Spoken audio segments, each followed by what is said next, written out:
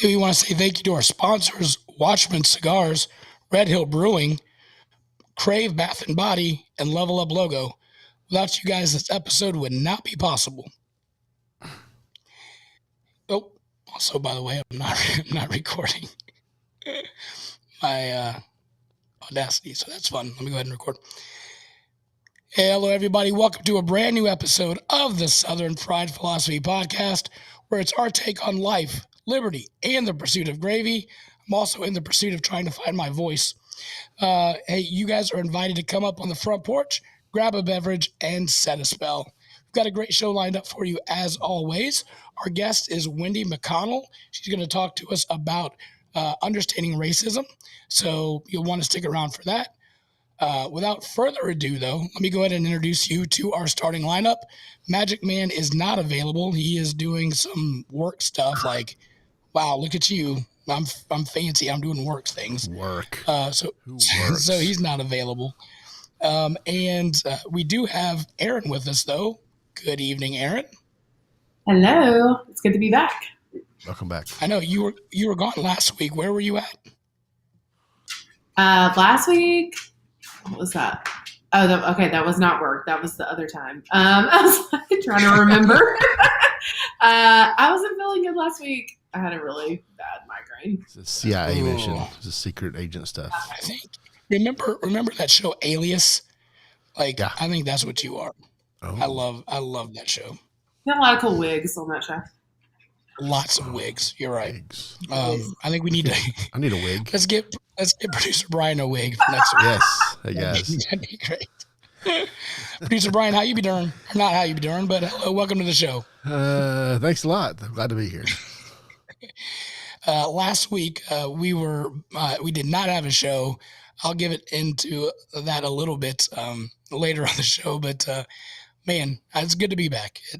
Things are going crazy right now, so I'm working behind the scenes, trying to get our guests on, and it just doesn't seem to be working. Producer Ryan, she is saying that she's using the link, but it's not working. Well,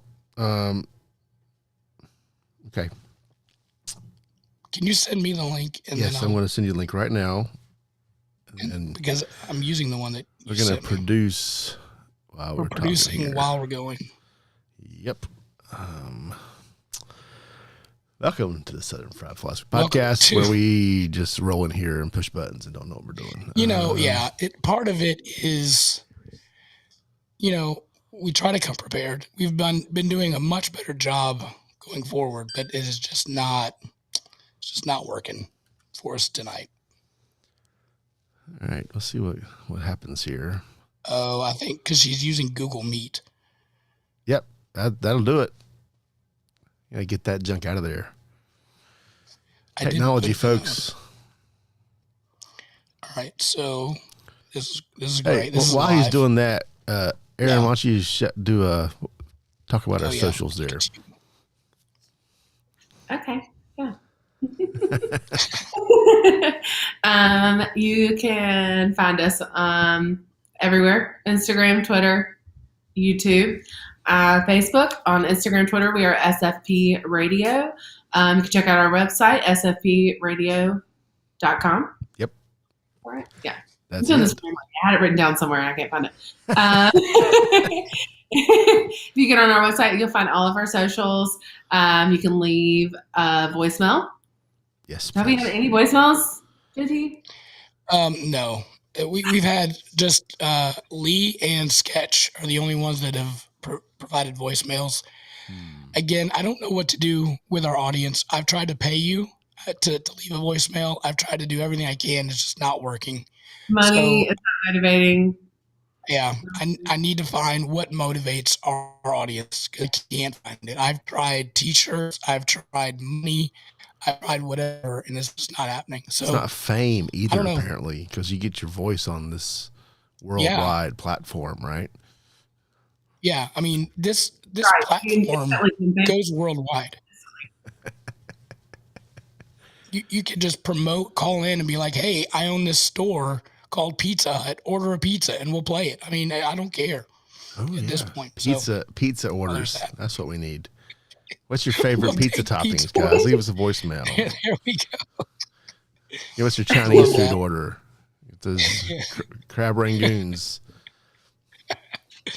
I do love me some good crab rangoon. Just the regular crab rangoon, I'm not. But man, I love Like some the ones with crab the actual crab in them, right? Not just the fake ones that are just cream cheese and they're ripping you off. Right. Like that one, right? Okay. Yeah. That one ticks me off. Yeah. All right, so we're just gonna move on. Hopefully she'll be able to come on. But so I'm gonna ask you guys like I ask you every week. I be Dern. We'll go back to Aaron. Aaron, you were gone. Things are better. You're feeling better. No migraine. How's your week going so far? Say that again, sir. How's your week going so far? How you be doing? It's good. It's good. I was just telling you guys, I worked out this morning. I've been working out this week a little bit. Nice. And my face got so red that I thought I might explode. It was really wild. It was, everyone was looking at me. It's fine. You know, I'm good. I'm okay. Everything's okay. Apparently I pushed myself. I don't know. A little too hard. I don't know what happened. It was very red. I'm proud of you. Good job. I was scared. Everyone was scared. It was fine. We're good. Everything's good now. Somebody already had 991 already dialed on their phone. They're just waiting. Yes. They're like, are you good? Are you gonna die? Changing. It was warmer out, right? Is that what it is? It is warmer. So it is. Yeah. Not hydrated enough. Producer Brian, how you been doing? You know, I could complain, but I'm not going to. Okay. We went camping this weekend. Yeah. Up near Winston-Salem. And we tent camp because we don't have a fancy rig like Magic Man does. But the lows were right around 32 every night. Ooh, buddy. So if you've ever been in a tent when it's 32 degrees, and I had my kids with me and my wife, and we took another family. So it was, how do you stay warm all weekend was the play. And then like Sunday, we were there Friday, Saturday, and Sunday, and we came on Monday. Sunday afternoon, it finally hit like 60 degrees, and it felt like, I guess probably the same way Aaron felt working out, but like just radiate, like there's so much heat, like 60 degrees felt like you were sitting next to the sun after being so cold for 2 days straight. But it was still, you know, it's one of those camping stories, like when you're in it, you're like, am I having fun or am I just cold? Then after the fact, you're like, yeah, that was great. That's a great experience, right? Right. Right. Everything is so much better when you're back home. Because I was like, I can't wait to go back to Italy. And Jess said, let me remind you, on day 6, you were screaming to come back home. I'm like, oh, yeah, I forgot about that. Yeah. Like I've done a lot of hiking, like backpacking and stuff, you know, and about mile 25, you're like, this is the worst experience. Why am I paying money to do this? I bought all this stuff. I hate it. All I want is a burrito. And then as soon as you get that burrito, you love the experience. Like as soon as you get back and you're done, you're like, hey, that was great. Let's do it again. Makes you appreciate your life. Yeah. You know, that's what it is. Little things. Yeah. Yep. It's like golf. Like I'm horrible at golf. And every time I'm like, why am I doing this? And then I like hit one shot out of, I don't know, the 200 I took in the day. Like that's what I'm going to remember right there. That beautiful that's shot. how fishing works, right? You catch one fish in 3 trips and you feel good about it. Right. How you be doing, Biggin? Well, I'm good. The reason why I was out, you were camping. You had a work thing, and then you went camping. Yep. And then I had a banquet that I had to go to for Big Brothers Big Sisters. You guys have known I've been doing this program for about 7 years, and I've had the same little since then. And he first was this little. Big glasses, little skinny runt of a kid. I would say that to his face if he was here. And then he has grown to a GAM, a grown A man, and he is massive. He's huge. He's tall. He can whoop my tail at any point of the day. Dude, let me just brag on him just for a second. Dude played 1 year of high school football. 1 year of high school football, and he's got 4 D2 scholarships offers. To play football. He played 1 year of high school football. That's great. Yeah, he's going to the Navy either July or September. So we're all just kind of waiting for that to happen and getting ready to shed some tears. But I was at a Big Brothers Big Sisters event, and I got an award for the West Carolina. I think that's right, or West. I don't know. The Mecklenburg, Cabarrus County, that area. I don't know what they call it, Central Carolina. Big Brother of the Year. So I got nominated before, but now I am the Big Brother of the Year in Central Cabarrus, Central Carolina. And not to, again, toot my own horn, but I'm also the Big Brother of the entire state of North Carolina. So that is, I think, is a huge honor. So I'm very excited about that. Yeah, congratulations. Yeah. Thank you. But here's the deal. We went to the event. It was at Armored Cow Brewery down in University. And evidently the people that were hosting the event did not talk to the people that were planning the event, because we got there, right? And, they had like little snacks and stuff. They had a charcuterie thing that we had for snacks. We got a free beer. We're getting ready to, do the speeches. They're going to announce the nominees, your matches, like how long. They had a very long speech prepared. And as soon as we started that process, we heard the microphone come on. All right, everybody, get your tickets, get your drinks, because we're going to start our trivia night on Thursday nights that we do every night on Armored Cow Brewery. And so these folks didn't have a microphone system at all. And now they're going to do trivia night while they're trying to do a speech, which I was just like, oh my goodness. It was just so funny. So if you're going to host, an event, please make sure that you also talk to the people of what they're needing as well. So did they just rent out like a corner of the brewery or something? Yeah, exactly. It was just like this little off to the side section that we had, but it was all open, right? So there was no walls between us and trivia night people. So, and it got packed in there. There was a lot of people. So the crowd level was really loud, and we were trying to talk, and they just scrapped everything, and they just said, "Here's your trophy. Have a good night." What kind of trivia was it? Just like general? Yeah, I think so. I don't know. I didn't stay for the trivia part. Came here for the award. I left with the award. That was like started competing. Yeah, right. Oh, if it was office trivia, I might have lost, but I would have at least stayed around for the questions. Yeah. So I thought that was pretty funny. Is there any World War II history trivia? Right. All right. So last week, you guys remember that we did a little trivia thing from the, what was that called? Let me pull this up here. I want to say BuzzFeed, but that's not right. Babylon Bee. I knew it had something to do with buzzing. Babylon Bee. I didn't know that. Oh, okay. Which is a satire site. Please, again, if you go to babylonbee.com, understand that it's not real. It's all a joke. Does that make me feel better about the results or not? That's the question. Well, maybe. And the question that we posed ourselves last week was, are you a man? We were going to do, are you a woman? But, we didn't have Aaron, so the answer was no. Waited this week. I don't know. I took this and I may... let's see how many points I get. All right. Yeah. I'm here. Let's do it. Let's also play Shoes of Brian. So we'll see if we're a woman as well. I have a lot of shoes. What does that mean?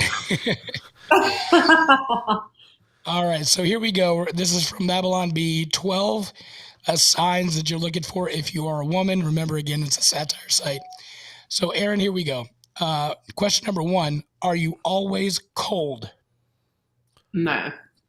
No. Okay. Has a human ever popped out of you? No. Okay. No. Right now we're all over 2. Popped out's probably the wrong adjective, but Yeah, I'd or probably verb. say What is that? pushed, Yeah. pulled, I don't know. those things. Left. Maybe I don't know. Anyway, Left. moving on. Left in Moving you? on. That's Move what on. you're going with? Go All right, ahead. it's a family show. All right, number 3. Have you ever decorated a bed with 6 or more pillows? Absolutely. No. All right, you got 1. There's you go.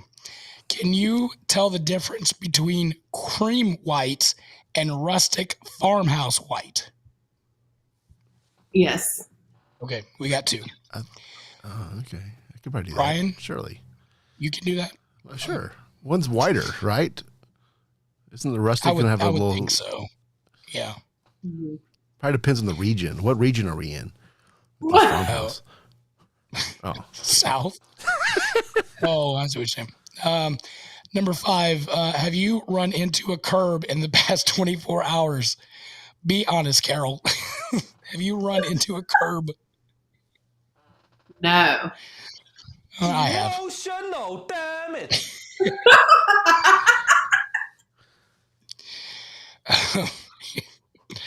Again, family show, so we'll just kind of go through this one quickly. Do you bleed like for an extended period of time or at regular intervals? What? let's move on. All right, we'll just skip that move one. on. Number 7. Does it take you over 3 hours to decide what you want to eat? No. Oh, I like this next one. Are you currently a member of at least 3 pyramid schemes? I will never be in another one. I was in one twice, so there's that. I'm proud to say I've never been roped into one of those. Honestly, I've been approached many times. Oh yeah, DMs, Yeah. messages all day. I've been hooked into at least 2 timeshares and 1 pyramid scheme. So I am a sucker. There's no doubt Pre-social about it. media, you'd like meet a complete stranger at a Hardee's and talk about it. Right. So if you think about how weird that is now,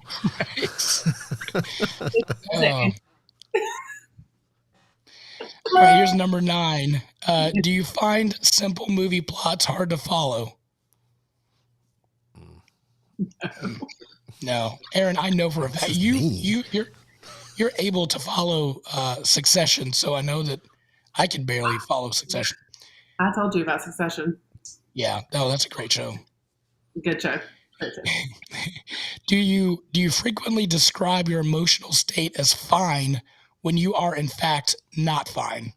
yes. No. Oh, Yes. Yeah, I do that one. Number 11 is your Starbucks drink order anything other than black coffee? Yes. Sometimes. That's 3. Number 12, do you have 2 X chromosomes? Science. Okay. So at this point, I think you've answered 4. So we're getting some real feminine vibes here is what it's saying.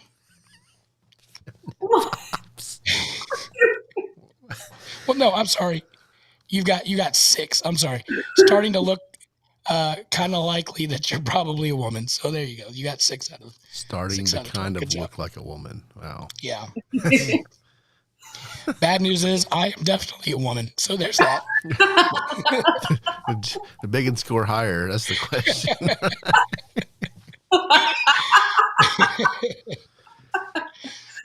To be fair, well, never mind. I was going to go back to question 6, but it's because I cut myself often. Okay. All right, so we will go to our fish sandwich bracket, which I know you guys have been on the edge of your seat for. We had this week Bojangles versus Arby's. Yeah, where's the? Can we have our music? We can have some music. All right, Is this the one? let's have any. This is. The Yep, one. there you go. I'm the reason the whole world love it. Now I gotta crush it. Filet-O fishes. Then you should be disgusted. How dare you sell a square fish, asking us to trust it? A half slice of cheese, Mickey D's on a budget. Arby's crispy fish is simply it. With lines round the corner, we might need a guest list. Eggs is stage left, the sandwiches taste fresh. A little cube of fish from a clown is basic. Say less, this argument is baseless. Drowned in tartar, that Filet-O fish is tasteless. See, Arby's only... There we go. So, I will agree that filet of fish is tasteless, by the way. I don't like McDonald's filet fish. So, Oh yeah, we need also to recap. Let me pull up the yeah. the well, where's that? There it is. There it is. There's Here it current standings. We've had a few upsets so far. Yep, we've got Burger King versus Bojangles at this point. I can't even read that. Popeyes versus, well, I will talk about that Arby's. here in a second. versus Arby's. So let me also preface by saying before this show, Aaron, you have never ordered a fish sandwich before. Is that correct? From a fast food spot? No, I had not. I had not had one fish sandwich from fast food. You're welcome. So, Are you glad or sad that you decided to join this podcast now? I mean, I only had, the most disappointing one so far has been the McDonald's. It was very bad. Yeah, Interesting. It was really It bad. was not good. The cheese was halfway off of it. It was on the cardboard. Oh Put no. it in. It was the tiny square. There was no sauce. None. Mm. It was really bad. Popeyes, wonderful. Yeah, I thought it was very well. It was done well. All right, so producer, did you have anything else you wanted to add, producer Brian? No, not on the current standings. No. So we're going to breeze through this. We're not going to go back and eat the sandwiches again because we've had them, and quite honestly, I don't think I want to keep going. I've had enough of So, that. so bring up the chart again, the bracket. So we had Arby's versus Bojangles. Bojangles did not compete, so evidently. Oh, that was when we went- Burger King versus Bojangles. Oh, sorry, Popeyes. That's the next Nope. round. Yep. Popeyes is Arby's. So we need to talk Bojangles versus Burger King. So once again, because Bojangles basically what happened to Bojangles Okay. Yep. is they stopped selling the sandwich before we could finish our little tournament here. You would think because we're not done with Lent. We were hoping have one more week. I think They they just ran didn't. out. That's what I heard. Like I was Oh, talking to really? the lady at Bojangles yesterday. She said they're out. They just ran out. Wow. Not like they don't have them. So maybe that says something. Well, we should have started with them maybe. I would say that if Bojangles was competing against Burger King, I think Bojangles would have easily won. Yeah, but that's Burger King hasn't had to compete. It's like scared the competition or something. I don't know because it's gone. It's in the finals now, Right? and Hardee's never had a shot. Bojangles never had a shot. So we have the BK Big Fish in the final round. How ridiculous is that? Yeah. So we had Arby's, and that this week, and that's going up against Popeyes. Correct. Arby's, I thought here's the deal. Like I had really high expectations because I had the one last year, and I guess it was a special fish sandwich from last year, but it was delicious. Beer battered, brioche bun. They brought out all the stops on it. This one is just a regular chicken sandwich or fish sandwich. I was not too happy with it. Yeah. Your all's thoughts? I'll let Aaron go. I was going to say the same. It was okay. It's hard, man. That Popeyes one was really good. Yeah. So Arby's, I left. Tasting. Yeah. It was like, I don't know. Yeah, just way better. Yeah. So the Arby's sandwich, they actually sell 3 different sandwiches at Arby's. Mhm. There's a classic, there's a spicy, and there's a King's Hawaiian, like deluxe, which I've had in the past, and that was pretty good. I got this sandwich. I had worked. I was on vacation somewhere till like 2 in the afternoon or 2:30. So I didn't get lunch till really late. So I was starving, which is everything tastes better when you're starving, right? Sure. And I was so hungry, so I ordered the regular and the spicy, just because it's me. Right. So I took a bite of that first classic fish sandwich, and I was immediately bored. Like it was just like bored, like not interested at all. Even the spicy one wasn't even better. So like, I would say I would rather eat the McDonald's fish sandwich than the Arby's fish sandwich. Because the cheese makes it interesting, even though it's gross.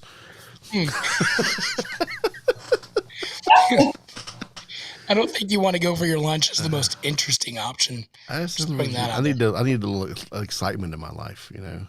Sure. Maybe that half a slice of cheese. Maybe you should bring your own cheese to the Arby's one and just slap it on there. There we go. There it is. That could work. Just only half of it, though. The other one has to be half of the wrapper. Yeah, so we can agree Bojangles, right, beats Arby's. Is that even a contest? No, I mean, Bojangles would have crushed it. Yeah. Which brings us to Bojangles versus Burger King. Right.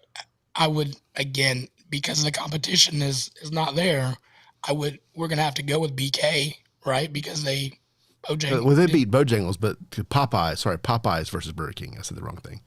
That's the final. Popeyes by far. Popeyes by far. Yeah. That's not a question. Yeah. In fact, I'm even willing to say Popeyes all the way. There's nobody that can compare. That's possible. Same. It's entirely possible. Again, I've had Bojangles in a while, so yeah. I guess I'm not going to either. So yeah. Well, maybe we have a winner. Yeah, there we go. Congratulations, Popeyes. Can I buy you a fish sandwich? Congratulations, Popeyes won the fish sandwich bracket. I don't know what we're going to do next year. Send us a voicemail. Chicken that'll happen. Chicken nuggets could work. Yeah, leave us a voicemail. What should we make Erin order that she's never had before?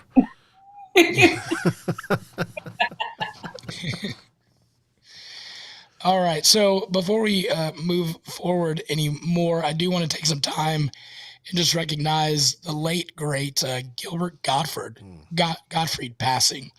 I don't know if you guys remember, he's the voice of Iago on Aladdin. One of my favorite movies, and I don't know why it's the case, but is Beverly Hills Cop 2.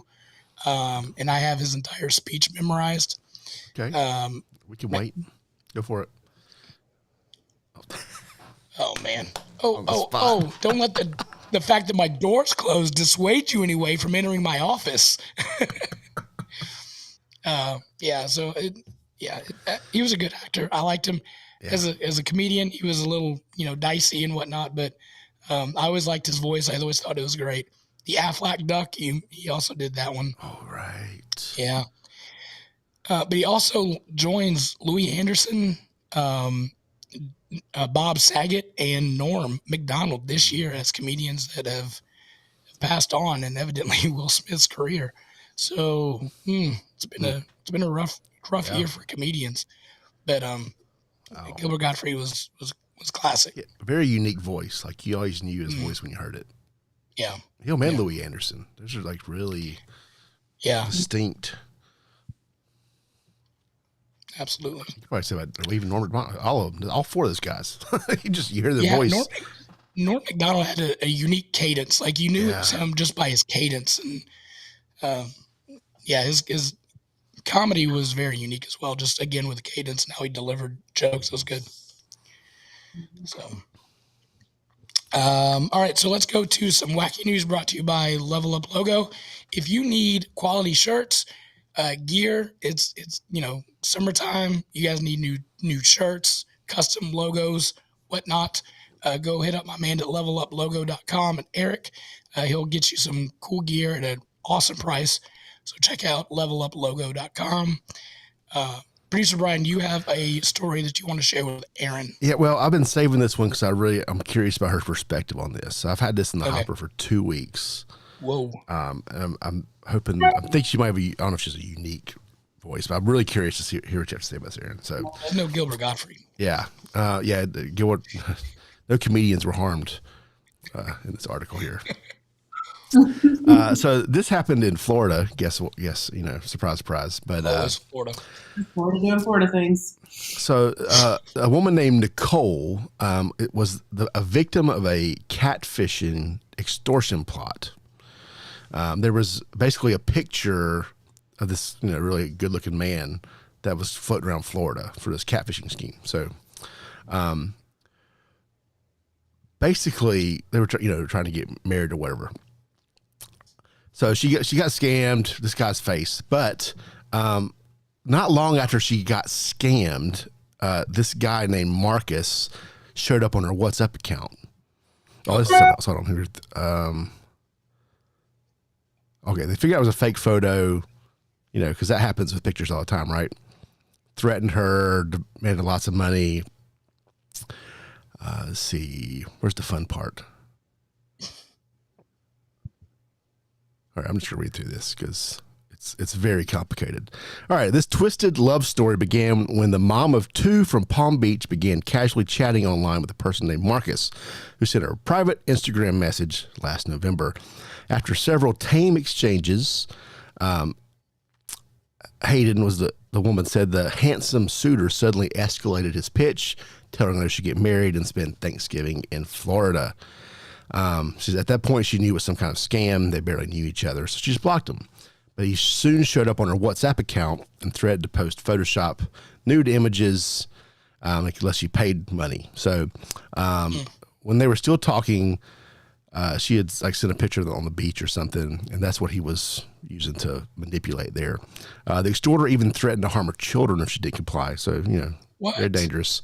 He demanded $6,000 to not show the image he had photoshopped, but she stood firm, rejected. And basically she just said, I'm not giving him anything. So still frightened by the attempted shakedown months later, she said she was startled to see a picture of her tormentor attached to a suggested Instagram contact named Alessandro. I can't pronounce his last name. Only this time the profile was legitimate. So I could tell it was real. He had a lot of followers and details about his life. I couldn't believe this was the same person, the same picture. So intrigued, she reached out to the dude and was shocked to learn that he lived nearby in Miami. Uh-oh. The pair eventually connected, and he revealed that his picture had become a favorite among scammers. He has hundreds of fake profiles attached to his name who never wound up reporting anything to the police. So these two people have been dating now for several months. It's just crazy, right? Yes. Dating the guy? It's not the guy's picture that was used for the scam. Yeah. So, some attractive.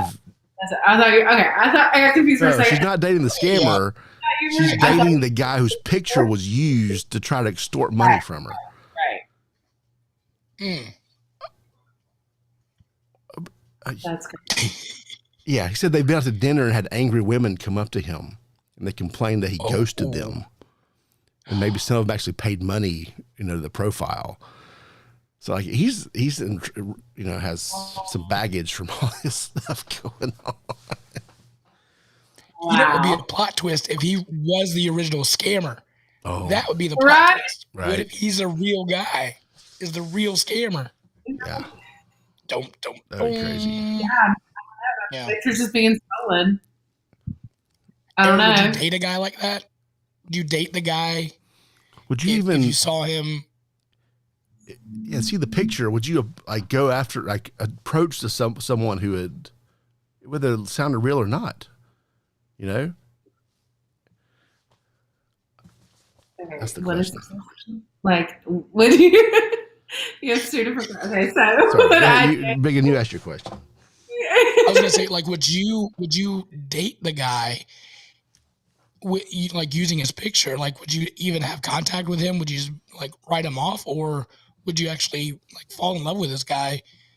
Evidently, you kind of already did with an emotional connection or a physical attraction to the guy, or else you wouldn't have talked to him. so you're already attracted to him physically. So would you still pursue it even though you've had a bad experience with his picture? So like date the real guy? Right. Oh gosh. Right. I don't know. Yeah. Okay. I don't know. Is it good? I don't know. I mean, like, it could be like a funny story. Like, this is how we met. You know, like, Yeah. That's it's funny, all right. Extortion turns to love, right? That's I would like to tell all the people that have used my picture to catfish, please don't do that. And my wife gets very upset at that. So, right. yeah.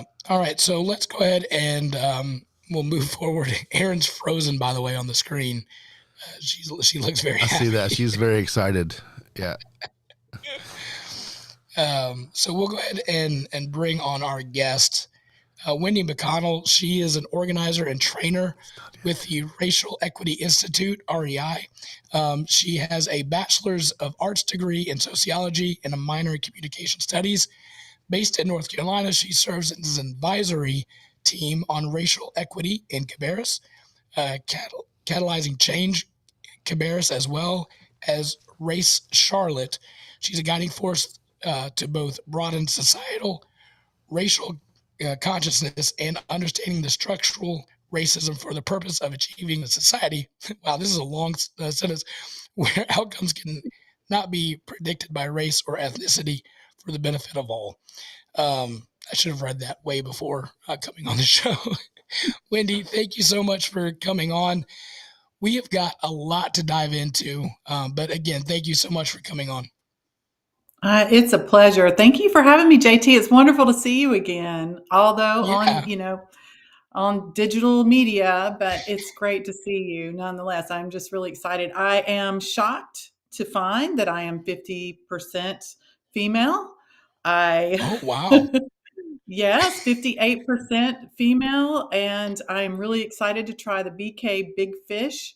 And I have to give a shout out because McDonald's fish sandwich without the cheese is kind of excellent when it's well done and it's hot.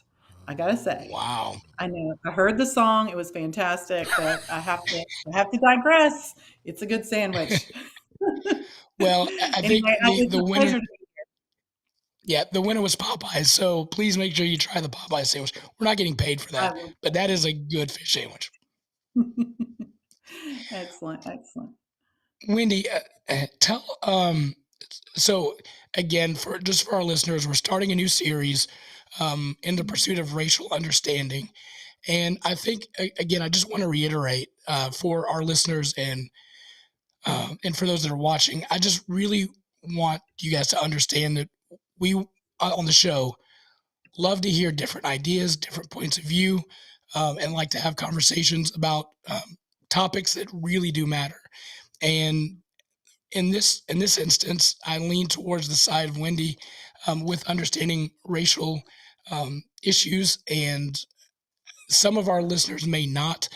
But I want you guys just to really listen and have an open mind and be able to at least take in the information as she brings it. So have an open mind, have an open attitude. If you want to discuss, we'll be glad to discuss. But please just have an open mind as we go through the series, because it is very important to really help, I think, our country move forward and grow. So, and personally for people to grow as well. So Wendy, you've got a tough job to kick this series off. But we've talked before. We got to know where we're going on this. Tell us a little bit about your story and what was the process for you as you became aware of the construction of race, specifically in our country? I know that's a huge Okay. question to start off on. It is a big question, but I can always talk about myself, right? That's Right. hopefully I seem to be a little hopefully my connection is good. I might be a little laggy here. So but yeah, I'm Wendy McConnell.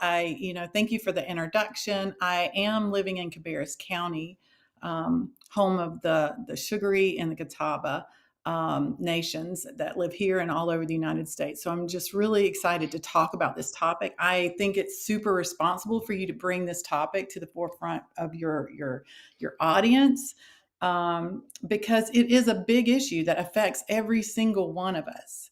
And I think a lot of times we think of race only affecting people of color, but it absolutely affects us all. And you can even see it with the divisiveness that's going on. But even further than that, much further than that. But you asked me about, my journey. Probably, I bet, it has been absolutely a journey, but I would say probably around 2012 when, we saw Trayvon Martin was killed. And then we kept seeing on social media again and again, Black men, women, and even children being killed. And it's like, what I noticed, that was very upsetting to see. And I'm like, what is going on? I'm starting to hear information about it being very disproportional, for African Americans, and being shot when they're unarmed. And I was like trying to wrap my brain around what I was seeing. And so as I was looking on my social media feed, because now this is kind of the popular way to be engaged, I start noticing that my white racial bubble was behaving in a certain way.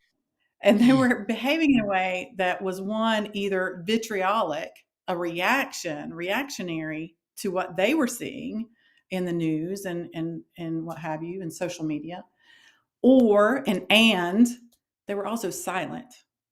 I mean, it was like crickets.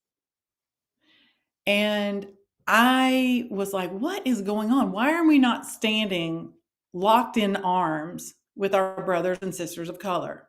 Because clearly an injustice has happened. We need to understand this. Of course they're upset. Of course they're outraged. Of course they're angry and sad and hurt. Why aren't we standing with them? And that may be naive to say that, but I couldn't understand what was happening with people of color being killed more often, and I couldn't understand our reaction. All right. Now this is granted, this was my racial white bubble, Sure. that's what I was seeing. And so I needed to understand. And honestly, JT, I had to turn the mirror on myself. Which person was I? I wasn't being vitriolic. I wasn't being reactionary, angry, but I was being silent. And I needed to understand, like, I had to ask myself, okay, why am I being silent? Why am I being quiet? Why am I not talking with people about this? And I had to realize I feel like I had no frame of reference. I was not educated in this. I didn't understand what was going on. I didn't feel like I had a voice, because I didn't understand. I was about as naive as you could get about race. I mean, I'm like, hey, civil rights legislation happened nearly 60 years ago. We don't have any problems, things Right. are good, Yeah. Yeah. So like, what's going on? And I needed to understand that. So, that's so what happened after that is I started picking up books. I was like, well, if I don't know, I need to understand this. Something's Yeah. off in a major way, and I need to understand it. So I started picking up books. I went to workshops. I started talking to people about it in my own sphere, and started kind of, and it took some courage. It took some courage because I Absolutely. really didn't have any. I was raised to avoid conversations about race. If somebody brought up race in a small group, I would be going like this. Right. You know? Moving away. About like religion and politics, right? You just get Right. out as quick as you Sure. can. And so that's what I did. And I started to engage with it. I was like, I don't have basis. I don't have a basis of knowledge. I don't have a foundation. And I started building a foundation. And what I was learning blew my mind. The more I read, the more I learned, the more I realized how much I didn't know. I thought at least I was like semi knowledgeable, but my knowledge base prior to digging into this was based on the ether, was based on the little tiny bits in our environment that I would just grab at. I never studied it. I never looked at it. So, I mean, I did. I started to dig in, and then, I said, you know what? If I'm missing this information, I know I'm a pretty typical white person. I know plenty of other people around me Yeah. that are also missing this information. So what I want to do is I want to kind of, maybe start a class, not really a class, but maybe a venue where we can sit down and read through these things and learn about the things that I'm learning, and I'm going to bounce it off some other people too and see what they think. And I believe that's how you and I met. I started Yep. to do Race Together and, opened it up to our community, and anybody that wanted to learn more about race and racial structural racism. And let me just throw some information out here and see what y'all think, because this is something to me. This is something we need to be paying attention. This is important. It's important to our loved ones of color, our friends and family, just people generally of color, but it is important to us also. Yeah. And we don't have this information. We're not publicly, it is available. It is absolutely available. But we have to want to go find it. And anyway, so that's what I did. And then eventually that took me back to school. I went to, get my degree in sociology, as you mentioned. And then, then I'm a racial equity trainer, like you said, for Racial Equity Institute. Really excited about that. That's a new thing. So I'm just super excited about that. And I'm really excited that you would be brave enough to have me on your show, because I know it is a very divisive topic. And that's, just got a really bad rap as far as, we can talk about this, y'all. Yeah. We can talk about this. White people are good people. My people, my people are good people. Okay. And we also have, we have a deficit. We have a deficit. And, and people of color that I'm encountering agree with everything I just said. We have a deficit. We need to get aligned. We need to have a common understanding about race. So anyway, I hope that answered your question and more. Yeah, no, absolutely. Yeah. And just a little background, like you said, we've met before. My wife decided, hey, let's go take this class. We had nothing better to do on a Sunday except take a nap. So I was very hesitant to come. And I was like, I don't need to know this, like, whatever. I was in that camp of, I didn't really want to know. But going through that process was a huge eye-opening experience for me. Just the statistics that you brought in and the facts was like, oh my, this is a real problem. Because I was in my echo chamber, like you were saying, oh no, it's fine. We did, civil rights. Everything's fine. And was using phrases of those people. And it was such an eye-opening experience that I was like, we've got to talk about this. And we finally got to a place, I think, on our show where we can talk about this openly and honestly and have those discussions. So, I it's huge. The information from that Race Together was so impactful to me. It really changed how I view things. One of the things, though, that really kind of hit me was race isn't real. And that was, I think, the day one of the stuff that you guys brought in, that race is just a construct. Mm-hmm. In my head, I wanted to say, oh, this is foolishness. But looking at it, you're like, oh, okay, that makes sense. When you look at the facts and the information, you're right. So can you explain how race was constructed and it's not even real? Well, I mean, that's a loaded question. Yes, I can. Do you, I know you and I talked before, when you asked me to come on, you had talked about wanting to know about the construction of race. Is Right. that Yeah. part of what you Yeah. want to know as well? Right. Okay, Yeah. so that's Yeah. going to take a minute. Are you okay with Okay. that? Yeah. No, we've got time because I think it's important. Excellent, excellent. Yeah. But what I'm going to do is I'm going to do a speed round. Is that all right? Yeah. I'm Let's going to do do. that. This is going to be the speed round. So I'm going to be. Okay. I want to give you what you're asking for. Yep. But I also need to give it to you with a caveat. And the Okay. caveat is that I am no historian. Sure. I am no scientist. I am Sure. a deeply curious human being who has studied and cares much about this question that you're asking. Mhm. But what I'm going to tell you, what I'm about to kind of review with you, is nothing new. It is not, I am not bringing any new magical information whatsoever. This information has been sung from the rooftops forever, right? By civil rights leaders, organizers, community organizers, people of color, and people fighting for justice all Mhm. along, from Frederick Douglass to, you name it today.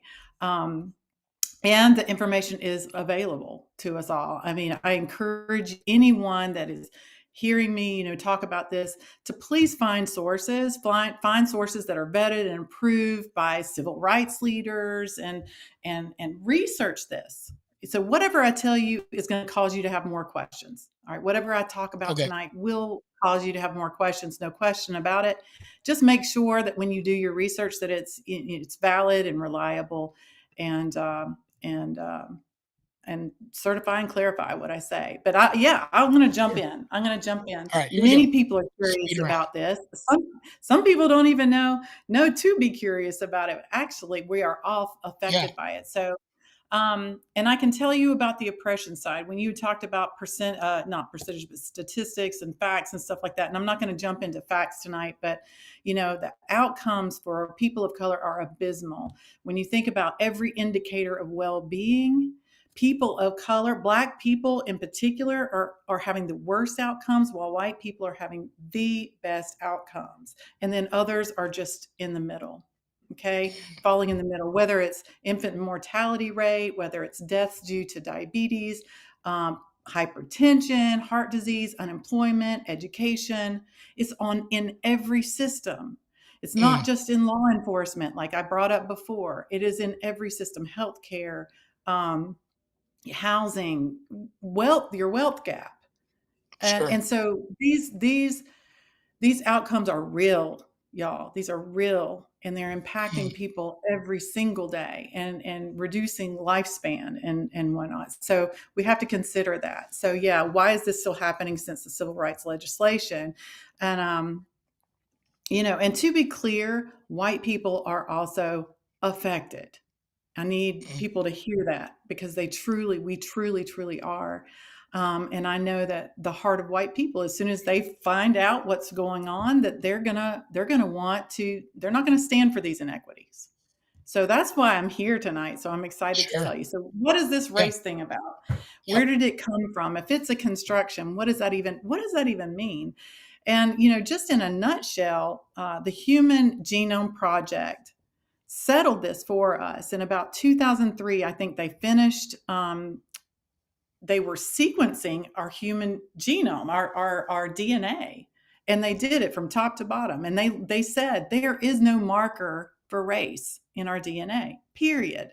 There's not one. Right. So there you go. I mean, I don't know. Okay, so we are, and you may remember this percentage. Will you tell me, JT, do you remember Oh Lord. how alike we are? Almost. I mean, we are 100% alike. Mm. Mm, 99.9 blah, blah, blah, blah, blah. right. More than 99.9% alike, from our DNA, right? And it is shocking to me how much focus, if you're looking at that pie, how much focus we have on that tiny little sliver that makes us different. We're almost obsessed with it. All right. Mm, That we're somehow different. But even if even geneticists say, if you look into that tiny little sliver, right, that 0.00 whatever mhm. percentage that we are different, they say that we have more variation within our race than across race. All right. That's huge right there. What we consider race. Yeah. That's a shockingly amount of sameness that we have, right? But let me Right. just say that sameness biologically, okay, so that takes biology off the table, okay? So biology doesn't make us different. But let me tell you, the impact of race on us has massive real effects. Just because it's not real biologically doesn't make it not real socially, Sure. economically, psychologically, all the ollies, you know. And we tend to want to just say, oh, we're all human. All right. I agree with Wendy. There's no difference between us. We're all human. But we skip over this very, very important piece that our outcomes are extremely different. Yeah. And we are having very different lives, you know, and we don't get to skip over that part. That's huge. That is huge. And maybe once we solve that problem, then we could go to just getting rid of this whole race thing, right? But we must solve this problem, right? So, and I'm just gonna, I don't know if I can, I'll have to share some links with you. Yeah.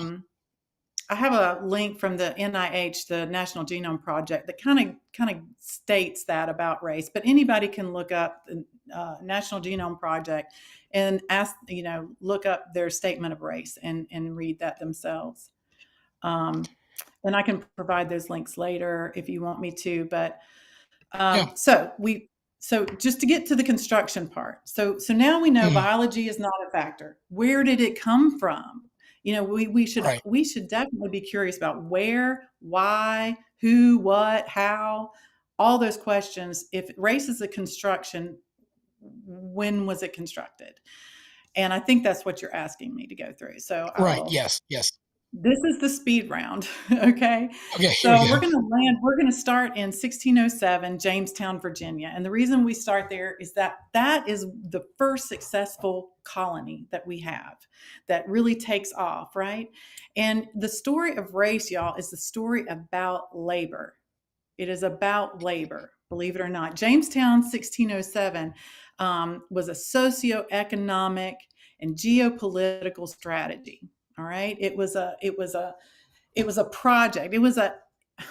Basically, we had investors. We had a group of investors that put together a company called Virginia Company of London. And they went to this Virginia, what was eventually called Jamestown. And these were elite investors. And they came to exploit the resources. I mean, no two ways around it. Exploit the resources of the land. And, there was some hope that in the future they would take it from one sea, the Atlantic, and make it all the way to the Pacific, all the way exploiting those resources of this land. And, maybe getting a edge on the Portuguese or Spanish or Dutch, in the New World. So that's really what it was about. It was an investment. It was to enrich themselves as these aristocrats coming from England, and to enrich the crown, so the English crown.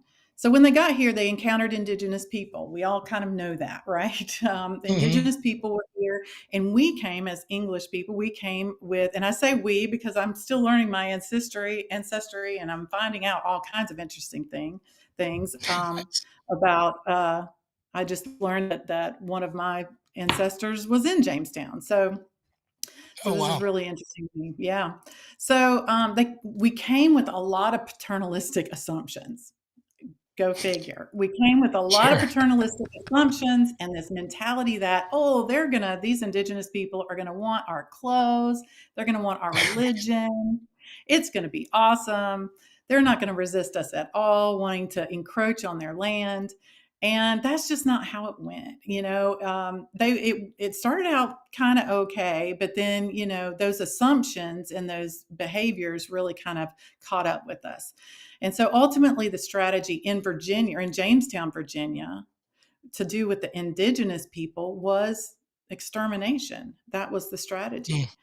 And listen, when we talk about, this encroachment, going in and possessing something that really wasn't ours to begin with, God was an important tool that was used to Sure. justify these ideas. And I know you're going to have other guests talk about these topics, but I think it's important for us to know this as I talk about this kind of beginning, how that idea of European superiority Mm, started with a major justification of God.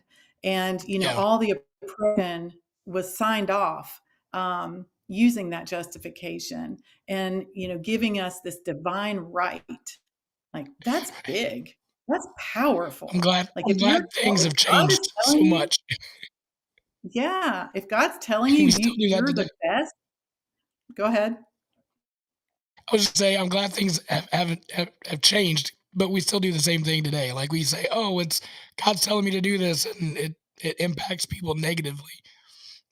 Yeah, yeah, and then basically giving you the divine right to, first of all, Yeah. you're elevated, you're better, you're superior, you're supreme, and you can wage war if they're not Christian, and take what they have, take their Mm, freedom, all take everything, mm, and their human rights. Not that they had those human rights at that point, but rights per se.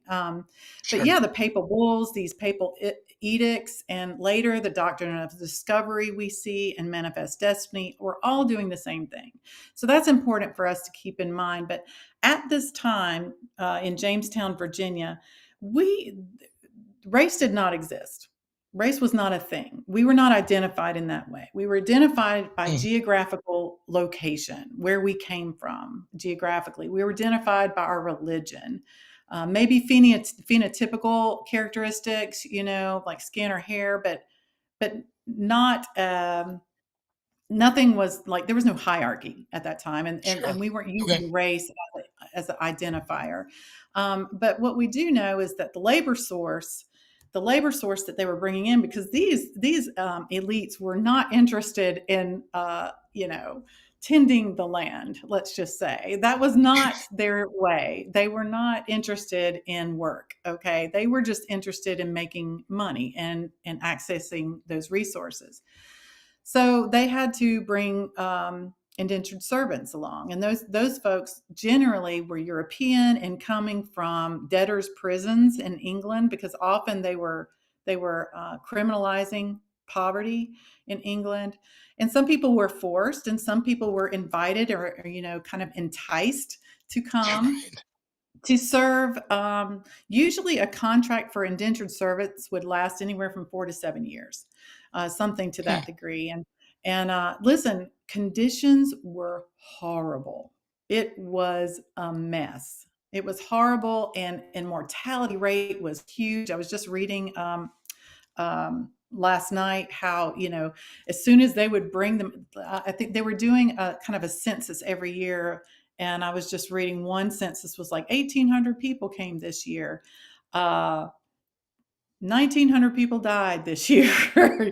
So as soon wow. as they would come, people, the mortality rate was just really bad. It was bad.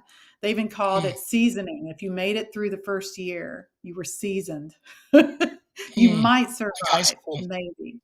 Yeah, it was really harsh, and even the masters were treating servants much more harshly than they would even in England. Um, it just was, if you lived out your contract, your 4 to 7 year contract, you were lucky. All right. Mm, So that was the state. The environment was really, really rough. And I think it was by 1619. That's when we see the first Africans come over on a Dutch ship that were brought here, not of their will. mm, We're not clear if they were indentured or enslaved at this point, but really that doesn't matter a whole lot for the story. Um, but it was against their will without question. And so it's also important to know that in Virginia, the servant class made up about 93 to 99% of the people that were there. So that's oh really wow. important. And African labor, whether it was enslaved or indentured, was a very tiny, tiny percent. They were getting along really, really well. Everybody was getting along. That servant class Didn't matter. I mean, race was not a thing. They were getting along really well. They were intermingling. They were hunting together. They were eating together, marrying together, integrating, and having children. All right. So there was no animosity there. There was no natural, any of that.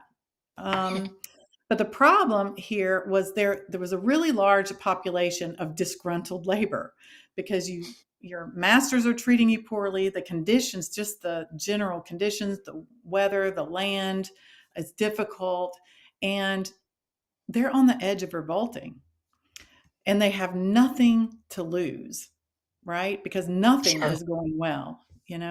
People are running away together.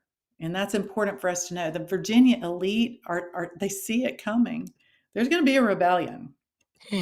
And there are rebellions. There are, people are running away together, and they're brought here because they're brought here under false pretenses. They're forced, they're under resourced, they're underprepared for the conditions that they come into. So, these Virginia elites should be fearful, and they are. They should be. They're using these people up for their own gain, and they're becoming wise to it. They can't handle it. So they don't want these alliances. Okay. This is not helping them. So, right. And there's just a handful of elite now. I mean, as far as the population goes, at probably about 1640, we see about 10,000 Europeans are in the colony, and there's only about 150 Africans. All right. Wow. So think about that. And there's probably about that many elite too. There's just a small number of elite. So who do these elite want to control? Like which group? If we're going to group these racially, we haven't got to that point, but who are they going to want to control? They're going to want to control these European servant class or the African servant class. Who are they most interested in controlling when we think about it? I mean, you could probably guess that it's the larger European class, Yeah. So that's what's happening. They're putting two and two together. They're like, what can we do? And they're using violence. They're using violence against these people to try to get control of them. And then you start seeing this series of legislation come through. You see the series of legislation, designed to divide the labor solidarity that they see. They want to get rid of the unity because they want that larger class to kind of come along, right? They need to do something to make them fall in line, really, basically, and prevent any kind of rebellion. Okay, does that make sense? Yeah, because they have these kind of differential sentencing. So like some of that legislation has said, for Europeans, we're going to give you, if you're caught running away, we're going to give you this lesser sentence. But if you're African, you're getting this heavier sentence. All right. So they see these early forms of disparate sentencing, frankly, that we see today. Wow. Yeah. Right. I mean, this is the first moment in that. And then they say, well, okay, that's not working great. So let's see, what about, we're going to provide this psychological advantage to European servants. And we're going to, if you run away together and we catch the European person, whether they're Dutch or Scots or Irish or English or whatever, if we catch you and we don't catch the African, you're going to have to serve their sentence. Now, remember, or their servitude and their sentence, their additional servitude, which by that time it was pretty normal that these Africans are getting a longer sentence. So now the incentive to run away together and to stay kind of separate becomes more evident, right? If you're just kind of adding things up, do we want to run away with this African? So it's really the series of legislation that really starts trying to divide people and differentiate people, where Africans are getting a harsher sentence and Europeans are getting lesser so. But what we see happening, because they see rebellions, they see it. It's coming. And sure enough, it does. And we've all learned about Bacon's Rebellion, right? I believe that is like the one thing in our history I remember learning. 1676, Bacon's Rebellion happens. sure enough, by this time, we have about 27,000 Europeans and we have about 1,000 Africans. So not many. Now, Bacon is a minor aristocrat. He's not a great guy. He goes to his uncle, who happens to be the Governor Berkeley of Virginia. And he says, hey, I want that Indian land over there. Give me some of that Indian land. And his governor says, listen, you're being a twit. You cannot have the Indian land. We're trying to keep peace over here in this corner. Stop it. Go sit down. And so Bacon's like, I want that land. And so he's a pretty charismatic guy, right? So he grabs these people, every poor person he can find, whether they're indentured, whether they're enslaved, Indian, if there's some from another Indian tribe that maybe has something against this other tribe whose land he's trying to take. And he gets them together. He gets a coalition together. I mean, we would call this cross-racial, cross-ethnic, coalition Right. together. But he's able to pull it off somehow. I'll tell you how, because he promises them freedom if they win. Mm. And so, yeah, they're like, yeah, we'll fight for sure. And so it happens. The rebellion that they worried about, that they feared so deeply, happens, and they burn Jamestown to the ground. And it's Wow. quashed. That it doesn't end up being successful in the end. It is quashed, but it doesn't really help the elites how they feel about things. They're terrified now. So now they're Sure. going to get serious about this legislation. They're going to get really serious. They have tried violence. They have tried laws. And now what they decide to do is they try a carrot. All right. They're going to give them something to lose because these people have nothing to lose at this point. And that's what they do. And the carrot is a political strategy.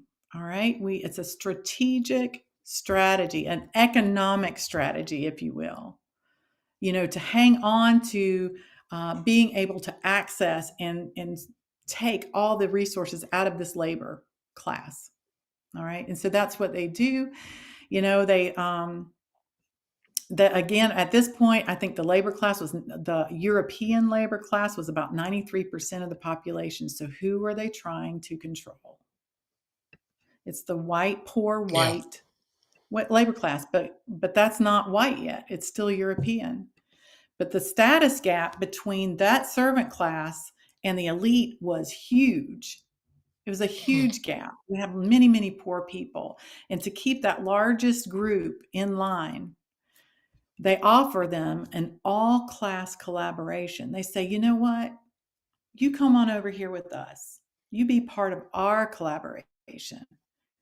We're going to create a new class, and we're going to call it white. And that's exactly what they did. In 1691, we see the first reference to white, not European, in an anti-miscegenation law where they were saying, okay, white women and men cannot marry indigenous or black or mulatto people. Okay. And that's where we see white show up in the legislation. And then from there on out, it just continues to solidify. So they give them a psychological bump, a leveling up. Before they were down, they were this low class that were associated with indigenous and African people. And that's, they had common bonds through their oppression. But then they just gave them a new class. But now you're in the same class as these wealthy elite. That's pretty nice. Hey, maybe I even have a chance to level up to that point one day. That's powerful. Sure. That's powerful, and that's seductive. Absolutely. And so absolutely. I mean, and that's what we see. We see this kind of using this ideology of white superiority or white supremacy, and it's rooted in that message of superiority. I mean, no question about it. And it's it's diametrically opposed to Black inferiority and indigenous inferiority. Yeah. And it was hardened into our laws and our cultures. And, that psychological carrot is powerful and it's ever evolving. So going forward, we see it in chattel slavery, right? We see it in convict leasing after that. We see it in Jim Crow segregation after that. And the oppressive scheme of sharecropping. We see that, and plenty of white people get caught up in that, right? And Yeah. eventually prison labor and mass incarceration that we see today. So it Wow. happens again and again and again. And one policy informs the next policy, informs the next policy. And we just go down the timeline into our structures, embedded in our structures. And JT, one thing that was really difficult for me to understand when I started thinking about these things and hearing about these things and reading about them is it felt very abstract, this idea of how policy is embedded, that structural embeddedness of it, and Yeah. how that's still here today. And so I want to offer a report, and this was something I if we were on Zoom, I would drop it in the chat, but we're not. So I don't know how to do that on this platform. So what we'll But do, Wendy, is you send me all the links and I'll put those all in our show notes so that people can have that. good. Excellent. So I have this wonderful report put out by Equal Justice Initiative, and that's Brian Stevenson's organization in Montgomery, Alabama. And they put out a report I think it was in 2020 or 2021. It's called Race and the Jury. And just in this small, we've been talking about all these different systems that it is embedded in all these different systems, right?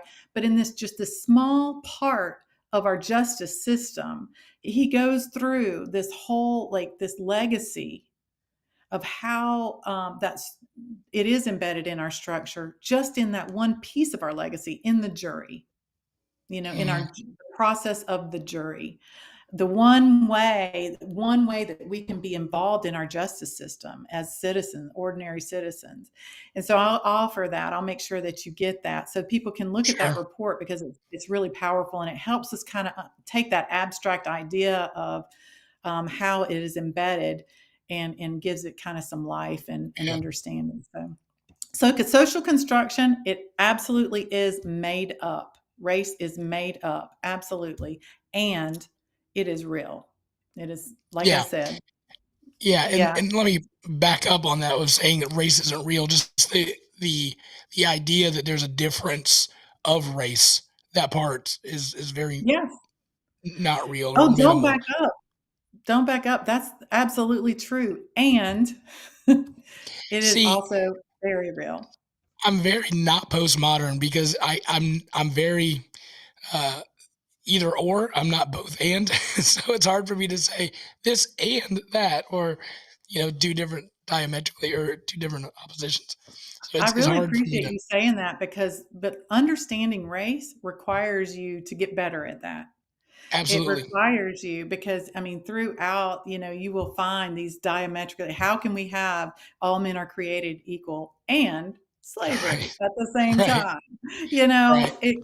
It doesn't make sense, but it is what we have. And so I think that's a really important point that you make. And just a really want to help reiterate how important in that story I just gave you, which was very fast and left out a lot of rich details that I encourage people to research, is the point that white, poor people, working people, hardworking people were used. Okay? That is a very important point. We were used. Okay? And we were separated on purpose to be used, and disproportionately much harder on the backs of Black people and Indigenous people. No one would argue differently. Sure. Horribly horrifying things happen and have happened and even continue to happen with impunity in a lot of cases. But white people have always been used to keep that process going. So I can't emphasize that enough. We are a part of this structure, and here's another one. We both benefit from it, and we are used up by it. So Yeah. I think LBJ, Lyndon Johnson, one of his quotes blows my mind because he understood this. He understood this. And in Mm, 1964, I'm going to read a quote. It says, "If you can convince the lowest white man he's better than the best colored man, he won't notice you're picking his pocket.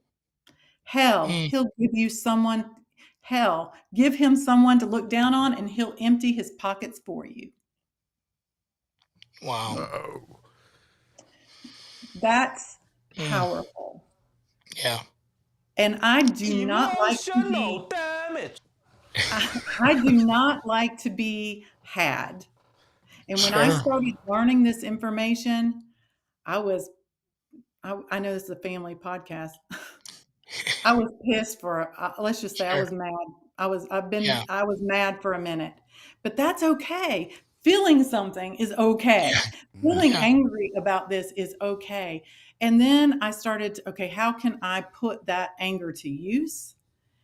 And see it for what it is, understanding the framework for which we are put into, that we are socially into, is really important to me. And Yeah. I would never go back. I would never trade that time of just kind of being upset, being, kind of torqued by that, for anything in the world, because I do think racism is slick. I think it's very tricky. It distorts our worldview without question. So, Yeah. and I think that goes to that kind of thinking about our bias and how we we think of race, and how we kind of I don't know, how we interpret it in our minds and cognition. I know you wanted to kind of talk about that as well, maybe tonight, but I don't know. We might not have Yeah. time. Yeah. Yeah. We're kind of on the tail end of things. Like, can we talk about like a little bit of the implicit bias, both consciously and unconsciously, and how that's played into just everyday whiteness in America? Like, how are white people unconsciously biased? Like, does that Mhm. make sense? It's not just white people. So I don't. I want to make sure that we understand that this affects all of us. Excuse me. Um, it is all of us. It is an all of us thing, because you have those kind of policies that are passed down, and they send a message all by themselves. If you think about the policies, and that Mm, stuff gets rooted in our systems, and people start to kind of internalize this. Over this legacy has a half life that takes a long time to decay, and we have to actually be active in interrupting it. And mm, that includes with how we receive information from our environment that sends us messages all the time that this person or group is more valued than this person. mm, When I think about, I mean, it's well documented. Okay, so I don't think I have to kind of try to prove that in any way, that we definitely have a preference for white in this society. There's no question about that.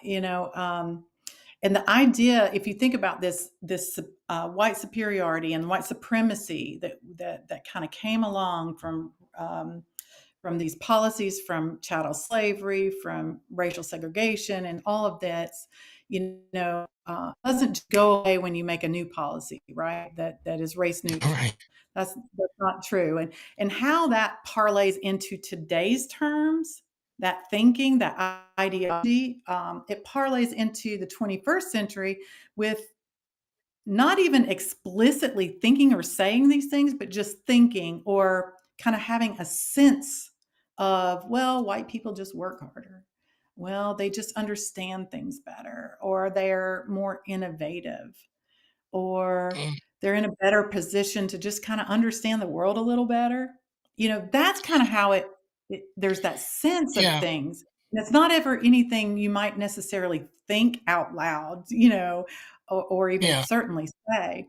And it's hard to face that Yeah. if that's where we are, because we are told that you're a bad person if you have such a thought. But let me tell you, we are also a part of our own environment.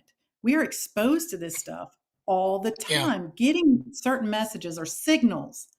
They might not be explicit signals, they might be very nuanced symbols, but we're getting them all the time. And so, what do we do with that? It gets kind of ingrained in our psyche a little bit. Yeah. Again, just very, very subtle. And so, our brains are constantly trying to make meaning, constantly trying to make meaning. So, Yeah. when I think about that, I think about the Stroop test. I can give you guys a quick test to kind of give you. Can I do that? Can I Oh, share my yeah. screen? Is it Um, lagging? Am I lagging at all, do you think? No, You're not, but we tried the screen we share can try it. earlier before Let's try it. recording. Let's see what happens. Oh boy, we're gonna Um, try If it it. It's doesn't probably not gonna work. Let's try. No, it might work. I'm a if it professional. We can make doesn't this work. work, Let's try it out. What's the worst that could happen? We'll try it out. But while you're doing that, there should be like a little button called on screen share. But while you were okay. talking, just even about policy, I was thinking about, policies that come through that we hear on the news. That this policy is here to help this certain group of people, and the implicit bias would be, oh, they're not, that group of people isn't good enough to do this on their own. They need to have help from somebody else. Just like how a mind could go quickly to, oh, well, they just need extra help, that group of people, because they're not good enough, or they're not strong enough, or smart enough, or powerful enough, or what have you. Even those like subtleties could be there in those type of policies as well.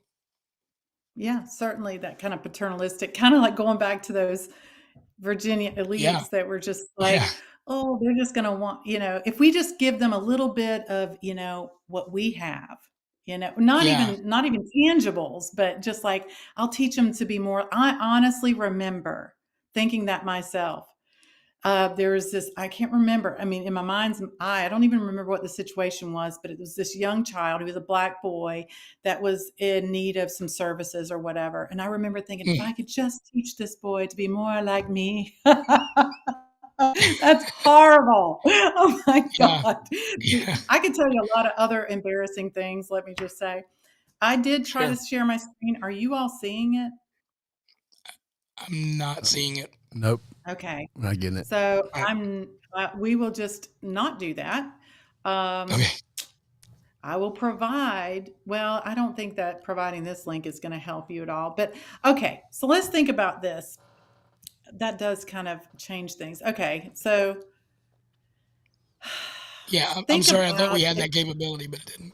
it's Yeah, okay. it It's should okay. work, but So, all right. So let me just tell you about a psychologist, a behavior psychologist that I just really like to hold up. His name is Daniel Kahneman, and Daniel Kahneman is a Nobel Prize winner, and he is very his expertise is in cognition, but it's also in judgment and decision making. So when we think about like how we are introduced, how we confronted with race and how we react to it, that might be kind of helpful to know how our brains work and with regard to how we judge things and how we make decisions.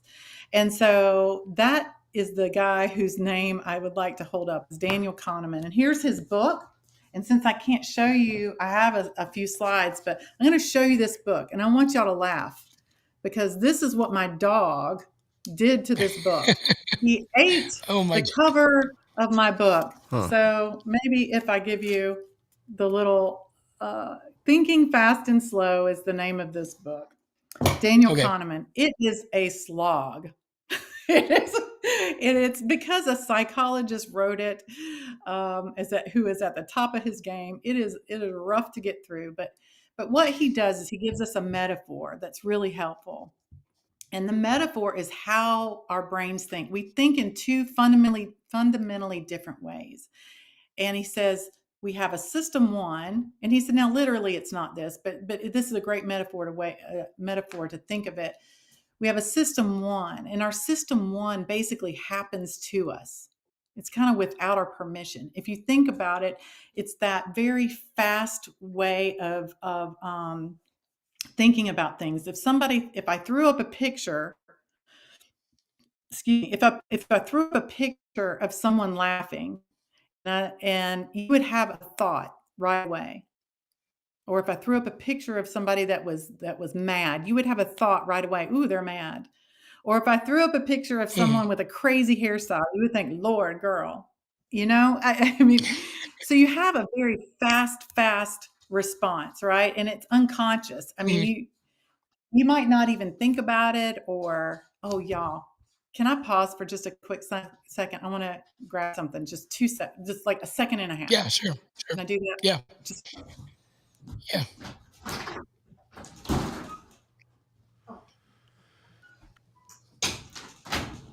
You all right, Brian? Yeah, man. I'm You just okay? pushing buttons over here. You're I'm what? back. You just push. My switcher's all messed up, so I'm doing it the hard way. All right, can y'all see me? We're Can getting now. there. Yep. There we go. All right. I was gonna have a cat. My cat was scratching at my door, but Oh. she ran away. She didn't All right. want to be a part of this, our porch That's all time. right. So anyway, System cat. 1 is really cool because it allows us to have like a quick reaction, and it's automatic. Mhm. It is absolutely automatic.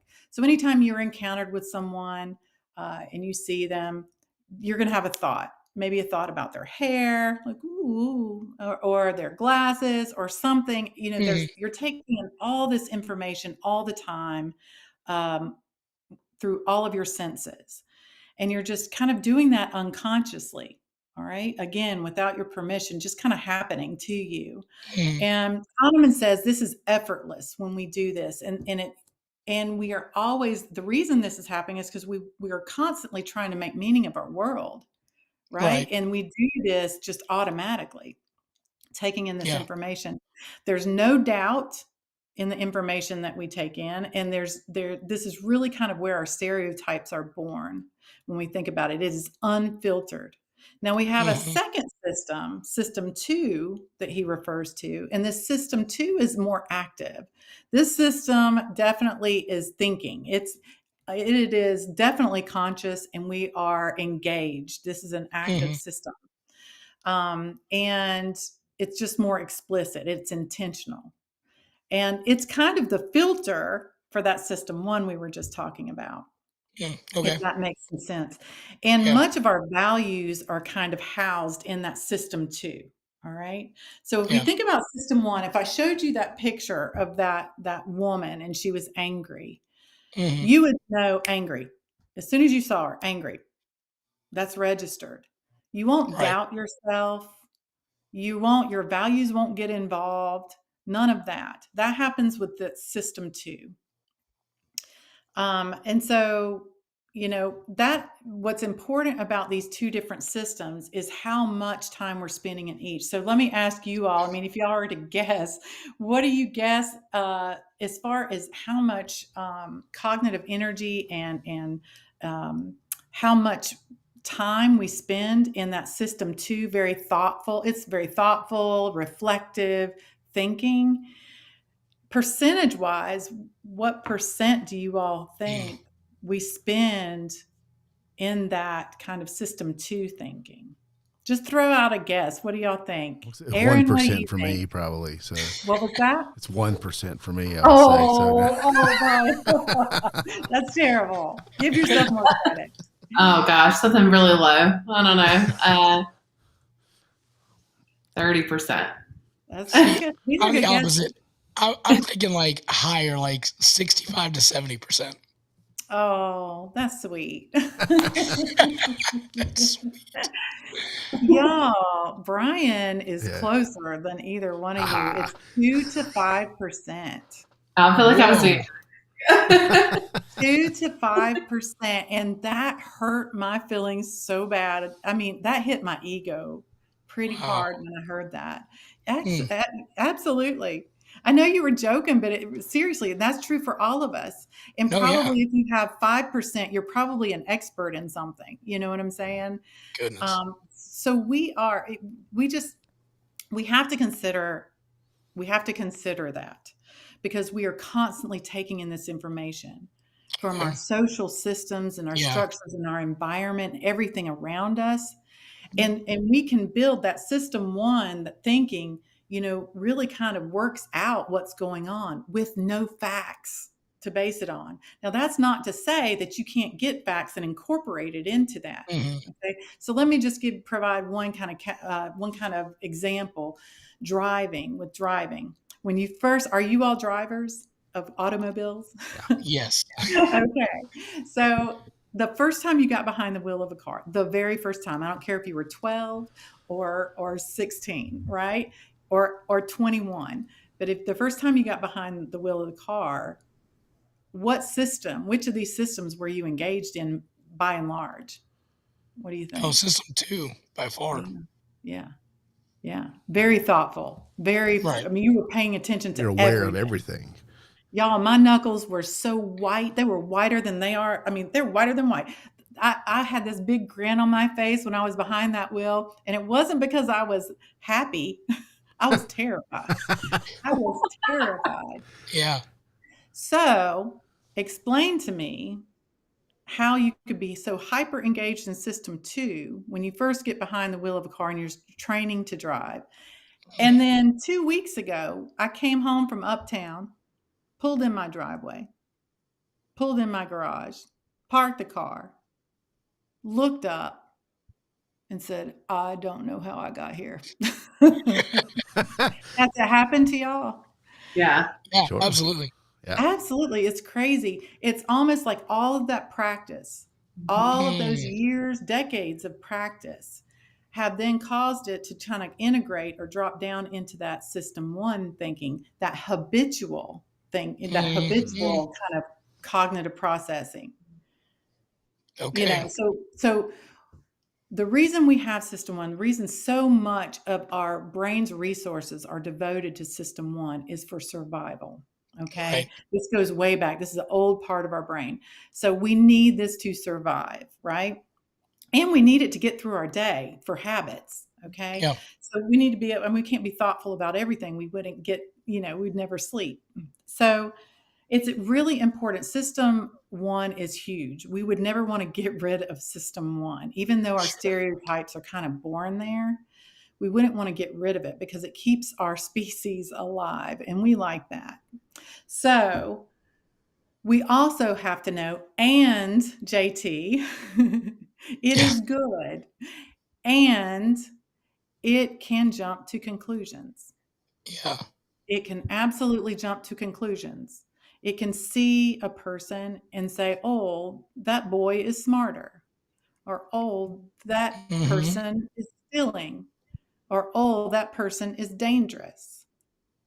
Especially when all of our systems and structures are feeding us information that somehow, 1, we might be doing life better as white folk, and 2, these Black folk, these Hispanic folk, something, indigenous people, they just need to get their stuff together, So you can see how that system 1, if we do not engage, and see, this is the hopeful part. And I really think this is truly hopeful, that if we have this understanding, if we understand how our brains or how our cognitive function works, then we can do something about it. We can say, oh, well, I need to engage that system 2, like nobody's business. And I need to go searching for the facts, because guess what? System 1 does not care about parsing out between fact and fiction, does not care. Yeah.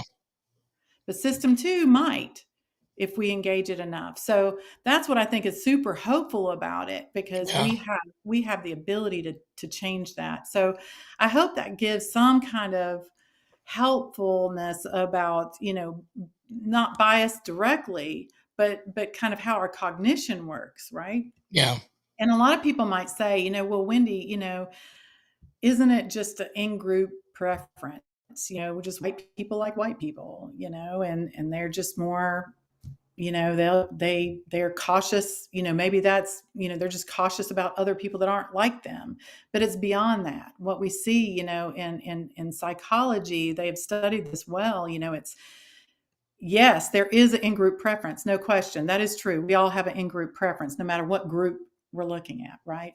But this particular group preference has a much stronger effect because of these kind of narratives that are sitting out into our environment, that have strengthened that group narrative and in-group narrative, and even made it spill over. It's strong. It's more strong than it should be for whites, and it even shows up with people of color. So Black people, when they took the implicit association test, a third of Black respondents in that particular test preferred white. Okay. What's up with that? And then when they tested Asian folk, they found a similar thing. They said over a majority of Asian folk preferred white. Wow. So it's interesting. It's not a simple in-group preference. It goes beyond that. Something more is at play here, and we need to understand it better. And if we go back to the top and we think about civil rights legislation, why aren't we doing any better? We can't jump over, yes, we're all human, 100%. Well, 99.9, no, we're all human. We're all human. We're the same. Yeah. We cannot jump over how these outcomes are still different, and majorly different, and making a huge impact on people of color. And how are we being pulled down by it too? That's a whole other series. And maybe your other guests, I believe you're going to have Dr. Barry and Chuck Collier and Tim Emery, which I'm really excited. So I'm definitely going to be watching. So you are bringing the A team. So I'm excited. One of the things that you were kind of talking about Jamestown, and I don't know if you're familiar with the Stanford prison experiment. And so I was looking up that while you were talking. But they took 70 Stanford students, just regular students, and they put them in the basement, and they gave some of them armbands, and the other ones were the prisoners. And it was to try to see if they could divide that group up, and they were just normal, regular students. So they were supposed to eat, sleep, be part of this prison down in the campus basement, and they had to shut the experiment down within 1 week because the guards were taking advantage of the prisoners in such a horrible way. And they were just getting paid like $15 a week. Like, it wasn't anything major. But because they had this sense of superiority, and they have that little bit of, well, you're on this team that's more than this other team, it got out of hand. So, this experiment has been going on since Jamestown, right? Of, you think that you're better than, and therefore the other group gets treated horribly. I think that's a pretty powerful example. I would say, though, and that was a super unethical experiment, by the way. Right. You're not allowed to do that anymore. Super unethical. Yeah. But I think it's important to note that the vast majority of white people do not think I'm better than. We do not have that explicit thought. And I think that really needs to be held up, because we are good people and we are trying to do our best, but we're trying to do it without any of the information. Yeah. We're trying to do it without any of the facts. We're trying to do it because we're avoiding the facts. We're trying to avoid learning. And in so much, we're trying to avoid it so much that we're even trying to take people that maybe they're telling me what I really want to hear, which is so that I don't have to look at that. Yeah. If I can just listen to that one person over there, that one scholar even, that's standing alone over there in the corner, I can maybe just listen to that person, because that way I don't have to do anything. And I'm not saying Fox News, but Fox News. I mean, I'm not even going to point that out. I mean, it's bigger than that. It's bigger than that. It is like media, just how much media does help control that narrative. And if that's all that you're exposed to, of course, those at least implicit biases are going to pop up, because this is the stuff that is being filtered through on the media. and I'm not like this big media conspiracy theorist guy, Right. but I think that is important, and social media and your echo chambers and things like that. If you don't surround yourself with other people, you're not going to hear other people's stories. And that's just kind of a duh, but I think that's important to hear. Yeah, and I do believe one of the most important things we can do, because a lot of people, when they hear this information, they're like, "Oh my gosh," they feel this like they have to do something. You know, they have to fix. Mm, And good. We should definitely want to do something. And I think that the best thing that we can do is, first of all, learn. Go ahead and find some books, start reading about it.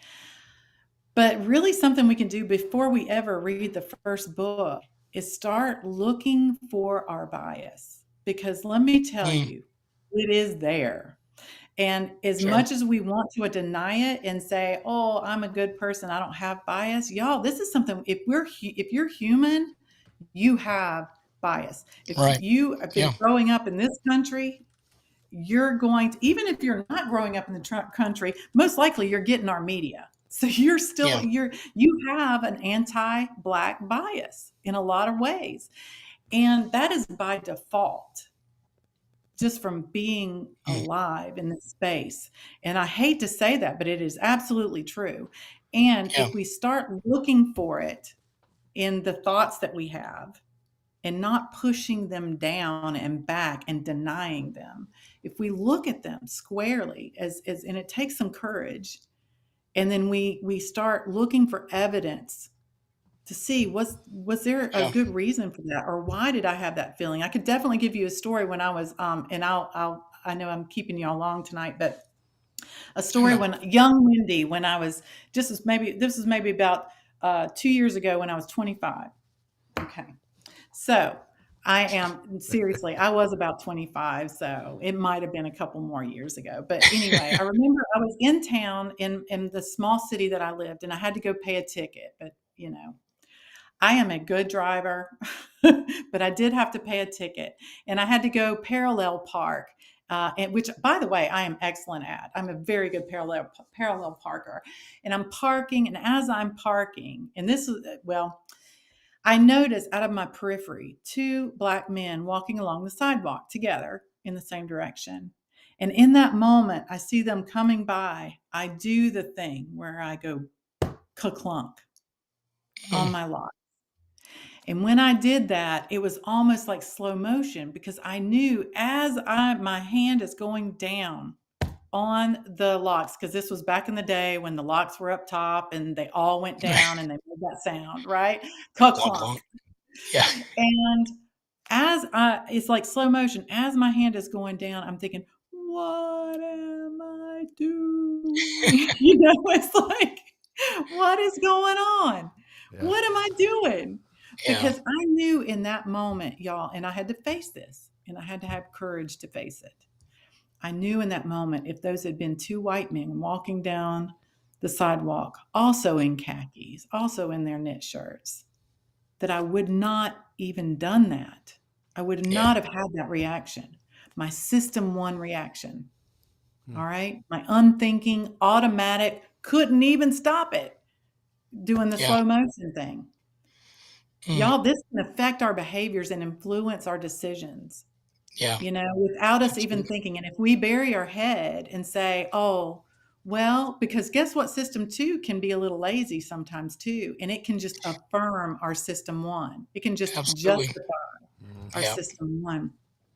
So I just say that because I feel like we have to be courageous and we have to go looking for our bias, because if we don't do that, then our heads are buried, and we have to know that we can still be good people and have bias and go looking for the evidence that most oftentimes disconfirms that bias that we have. Yeah.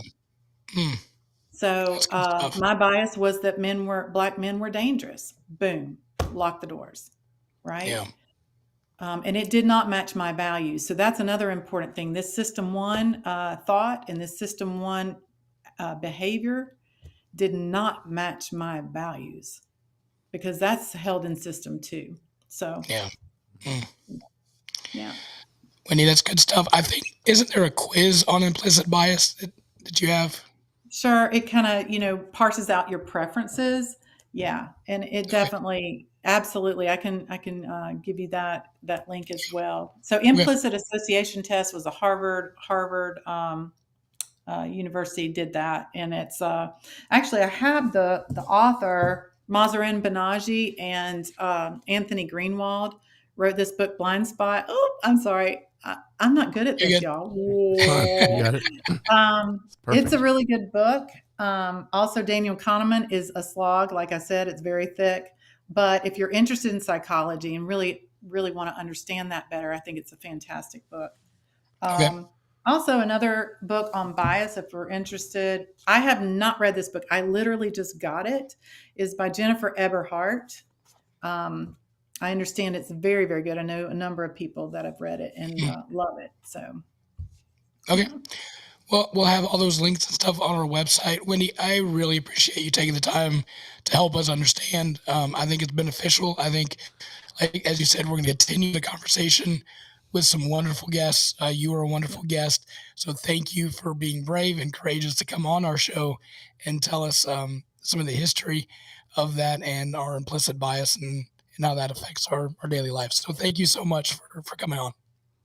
it has been a pleasure. We are good white people. Let's get studying. Let's learn about this. I love it. Thank you for having me. It's been an absolute pleasure. Great. Thank you, Wendy. I appreciate it. Have a good Great night. to meet you. Good night. Thanks. All right. So next week we have Dr. Lucretia Berry. She is an anti-racism curriculum specialist, course designer, and author of What Lies Between Us: Fostering First Steps Towards Racial Healing. Also a TED Talk speaker, and she and writer for Encourage Me. She's got a PhD in curriculum and instruction from Iowa State. I won't hold that against her, but her BA is from South Carolina State. So we'll have her on next week. I'm looking forward to that, talking a little bit about systemic racism. We hear that word thrown out. So she's going to be talking to us about the history, more of the history of how that is seeped into our systemic systems and the governments and whatnot. So it's going to be a good one. I really would encourage you to tune in. Again, thank you guys for tuning in. I know this stuff is hard to chew through if you're like me. Again, I was so whatever. I'm tired of this. I don't want to listen to it. I'm done with racism. I'm not racist, so I'm going to be done with it. But as Wendy said, it's implicit, it's inside, and working through this stuff is going to be helpful and healing, I think, for everybody and hopefully for you. You guys, last thoughts? Wow. Yeah. I'm a history kind of nerd sometimes. So hearing like how things began, even when they're bad things, it's, I just sit back in my popcorn and just kind of listen, just absorb it all. It absolutely fascinates me. Aaron, anything for you? All of it. Yeah, it was super interesting. I'm with Brian. That was interesting. I didn't know that. It was, I think in my mind, I was like, it probably started like in the 60s or something or whatever. I'm like, I don't know. It was the 1660s. That's what it was. Like, I'm like, I don't know, 1600s? What? Yeah. That was really interesting. Very interesting. Yeah. Well, again, I appreciate Wendy from coming on. We'll have all of her information on show notes. And if you go to the website, sfpradio.com, when the episode is up, click on the guest profile and all of the information will be there as well. Thanks again for tuning in to the Southern Fried Philosophy Podcast. Hopefully next week I'll have my voice back and then we'll have Ryan back. So that'll be good. I do have one quick announcement before we hop off. All right. I should have mentioned this earlier. I forgot about it, but this show comes out on Monday. On Saturday, there's a guy who used to be on this podcast, Mojo. He has a motorcycle shop. He's having a charity chili cook-off on Saturday, April 23rd at his shop in Salisbury. It's for Cases for a Cause is the charity they're supporting. I will be making chili for that. So nice. My award-winning chili. It is a So lot, buddy. I'll be out there if you guys want to stop by.